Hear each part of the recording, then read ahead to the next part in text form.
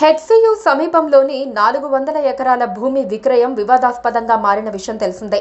తెలంగాణ ప్రభుత్వం ఈ భూమిని వేలం వేయాలని నిర్ణయించగా విద్యార్థులు, మేధావులు, పర్యావరణవేత్తలు ఈ నిర్ణయాన్ని తీవ్రంగా వ్యతిరేకిస్తున్నారు. ఈ నేపథ్యంలో తెలంగాణ ప్రభుత్వం కీలక ప్రకటన చేసింది. ఆ 400 ఎకరాల భూమి ప్రభుత్వానిదేనని స్పష్టం చేసింది. ఆ భూమి ప్రభుత్వానిదేనని క్లారిటీ ఇచ్చిన ప్రభుత్వం అందులో హెచ్సియు భూమి లేదని తేల్చి చెప్పింది. ఆ భూమికి తామే యజమానులమని కోర్టు ద్వారా నిరూపించుకున్నామని ప్రభుత్వం పేర్కొంది. 21 ఏళ్ల క్రితం ప్రైవేటు సంస్థకు కేటాయించిన భూమిని న్యాయ పోరాటం ద్వారా ప్రభుత్వం తిరిగి పొందినట్టు పేర్కొంది. వేలం, అభివృద్ధి పనులు అక్కడ ఉన్న రాళ్లను ఏమీ చెయ్యవని ప్రభుత్వం తెలిపింది. అభివృద్ధి కోసం ఇచ్చిన భూమిలో చెరువు లేదని స్పష్టం చేసింది. సర్వేలో ఆ భూమి హెచ్సియుకు చెందినది కాదని తేలిందని పేర్కొంది.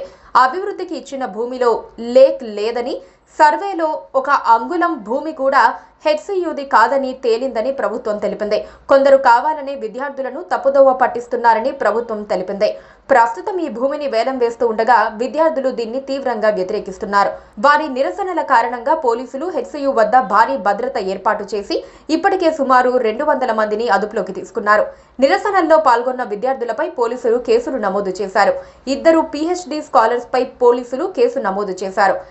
ఎర్రం నవీన్ కుమార్, రోహిత్లపై 329(3), 118(10), 132, 191(3), 351(3), RW35 BNS యాక్ట్ కింద గచ్చిబౌలి పోలీసులు కేసులు పెట్టారు.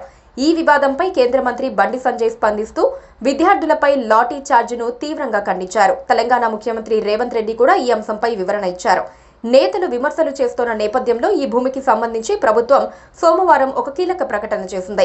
ఈ భూములకు సంబంధించి బీజేపీ నేతలు తీవ్ర విమర్శలు చేస్తున్నారంటూ మండిపడింది. మరోవైపు హెచ్సియులో విద్యార్థుల నిరసన కొనసాగుతోంది. పోలీసుల ఆంక్షలపై విద్యార్థులు మండిపడుతున్నారు. ప్రభుత్వం తన నిర్ణయాన్ని వెనక్కి తీసుకోవాలని డిమాండ్ చేస్తున్నారు. ప్రభుత్వం తమ నిర్ణయాన్ని మార్చుకోకపోతే ఆమరణ దీక్ష చేస్తామంటున్నారు. ఈ క్రమంలో హెచ్సియులో పోలీసులు భారీగా మోహరించారు. Please subscribe to KTV Telugu. KTV Telugu. KTV Telugu. KTV Telugu channel.